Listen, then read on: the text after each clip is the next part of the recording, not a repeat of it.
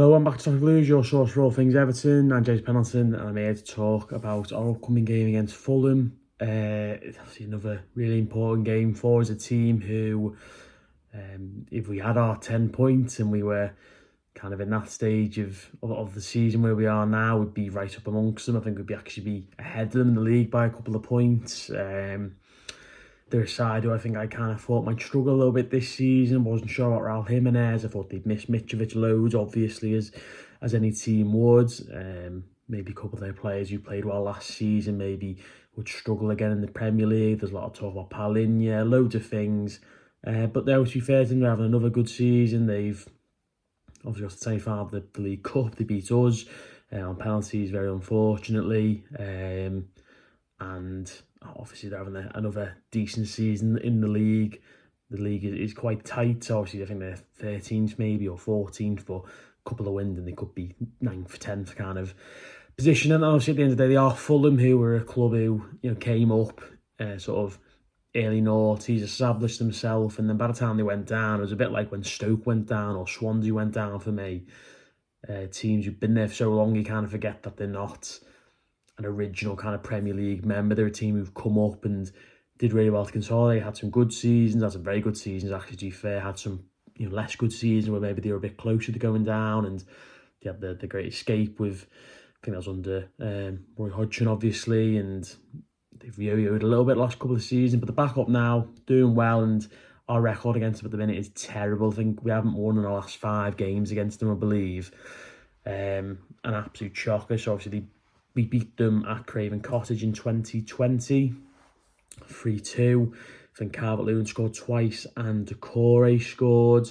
I think it was 2-0, 2-1, 3-1, 3-2, and then I think they missed a penalty as well. We were absolutely gash. Second half, really, really bad, but we stuck at it. It was a kind of classic Carlo Ancelotti win for Everton, and we did it. But then since then, I don't believe we've beaten them. We got beat that season 2-0, their first ever win at Goodison in the league, and their first win against us at Goodison in any competition for about 40 years. So, absolutely disastrous result for us. They went down pretty limply in the end, didn't they, as well? Obviously, they were down for that season, and they came back up, and then last year, we drew 0-0 at Goodison, and then they beat us at Goodison. We drew 0-0 at Craven Cottage, and they beat us at Goodison 3-1. We were missing quite a few players that day, and we didn't play particularly well, and we got beat. And then obviously being the first game of the season, we definitely should have won that game, but we ended up getting beat. And then the cup game, again, we were very unlucky not to win that in normal time. Dan Juma had a real good chance right at the end of the game, went just wide, and then obviously penalties was, what panned out that night panned out. So and obviously they want to play Liverpool, and they were quite unlucky to get knocked out of those two games, I thought. But so our record against them at the minute is terrible, but it was really good. I think we only lost 2 in like 15 games against them from about 2008 until this run I've just talked about. So all that's in the past now. I suppose it doesn't really matter. At the end of the day, they have beaten us 4 times in a row, and that is something that needs changing very, very quickly. And it would be a huge result for us to go there to Craven Cottage and see if we can get the 3-pointer. Obviously, that's what Sean Dyche's going to be aiming for.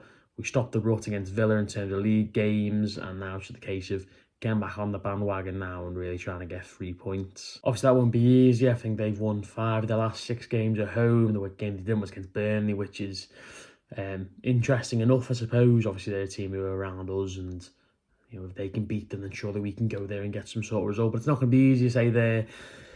I mean, they've had a mixed season because they've got some really good results. They beat us, they beat Wolves, they're having a decent time of it. They beat Arsenal, so they got to the Carabao Cup semi-finals. I think they had back-to-back 5-0 home wins.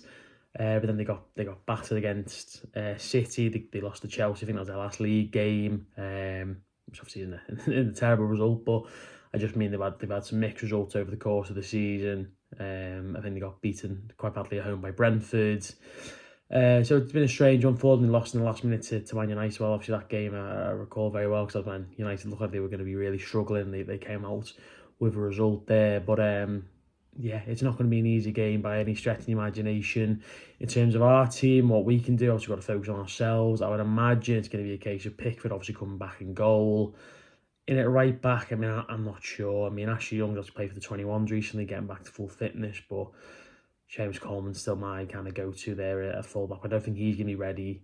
Nathan Patterson, I mean, again on Saturday, a good moment or two, but he's not put a 90 minutes together since he's come to Everton. I just can't back him to be our starting right back until he does that. I've cried out for him once or twice myself when Coleman's maybe not played well, or when Coleman was out and it's like, right, Young's playing really poorly. When Patton came into the team for I think a game or two when Coleman got injured last season, he played fine. He was good. They were probably his best games for Everton. Those ones and the ones when he came in under Lampard at the start of the season of last season. God, it feels so long ago, but he played well in those periods, but only lasts a game or two, and even then, it's like how many moments have Nathan Patterson had in an Everton shirt? I can pick out maybe 2 or 3, and he's been here 2 years. I know he's had 3 mid-term injuries which haven't been good, and they've halted his progress. I totally get that, and he should have gone on loan. Well, I mean, let's be real, we shouldn't have signed him. We shouldn't have signed him. Why did we sign a project right back when we needed a starting right back in a relegation zone? And in the 2 January since, we haven't spent a penny. It's madness, isn't it? But he's been brought in anyway. We signed him, and I'm just waiting for him to really kick into gear, so to speak, as an Everton player, and maybe that can happen on Tuesday night, who knows. But obviously, rest of the back four right itself: Tarkowski, Branthwaite, Mikalenko, no worries there. In midfield, I would look at. I mean, it's difficult because Decore is just so important to what we do, and we massively struggle when he doesn't play. I mean, it's very clear the 4-4-2 doesn't really work for us. If you want to drop another body in there, you're looking at Andre Gomez, but I'm not a fan of Andre Gomez myself. He had a moment or two since he's come back. Obviously, he's scored a couple of really good goals, fair play, and he's had a good performance against Tottenham. But I've watched him another game, he's just looked awful again, in my opinion. I know some people have got different thoughts on Gomez and the role he plays in the team, but I don't know, I think for me, I think he's struggled at times since he's come back, and I need to see more from him even still. I would probably be looking at going for Garner, Onana, and then I just don't see him going with the 2 up front again. I think he's probably more likely to bring in a Lewis Dobbin and maybe play Lewis Dobbin out on the right, put Harrison in the middle, and then McNeil on the left, Calvert-Lewin up front. I mean, Calvert-Lewin again, another game on the weekend where he doesn't get the chance. He doesn't get a chance to score, really. He doesn't get set up in any kind of way. It's not like he's missing sitters. He doesn't get the chance at all. Obviously, he has missed chances, not saying he hasn't, but in that game on Saturday against Luton, he doesn't have the chances. He doesn't convert. Obviously, he's not getting the opportunities. His play outside there again is just mixed, and where his play outside the box used to be like 8 or 9 out of 10, I think it's like a 5 or a 6 out of 10, and that's where the big issue is, and that's why people are struggling, because the team aren't scoring goals, because there are barely any goal scorers in this team. Let's be real here, there's barely anyone, especially when Decore is not playing. There's barely any goal scorers in the side. And when he's not scoring, you look at his play outside the area, and as I say, since he's kind of come into the team from the kind of Silva to Ferguson Ancelotti time to now, his play outside the box, I think, has always been, as I say, kind of 8 or 9 out of 10, really good, links up play well, holds the ball up, runs the channels, all these things. He does just look a few yards slower. He looks a bit weaker. He looks a bit... Not that he's not bothered, because I think he's probably more determined than ever. I'm not saying that at all about him, and, I think the journey he's been on to get back to this point is outstanding, really, when you think about it. I did not think Dominic Calvert-Lewin was going to be starting for Everton in Premier League games to this level ever again, really, after the injury hell he's been through. It's been awful for him, but he is in the team now, and he's got to kind of...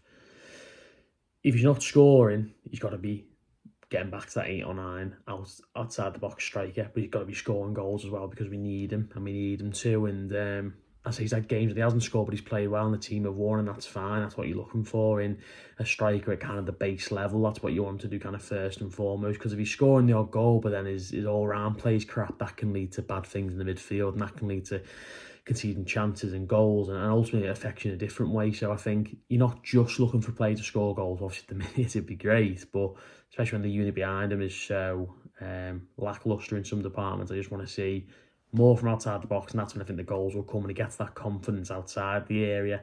That's what I've seen from Carl Lewis to sign for Everton. That's what I want to see him getting back to, and obviously we're a better place to start than the next game, obviously against Fulham. You know, I mentioned when he scored a couple of goals there, one of the hottest properties in the Premier League at the time, and it's been a kind of steady decline ever since. But that's the team I would go for anyway.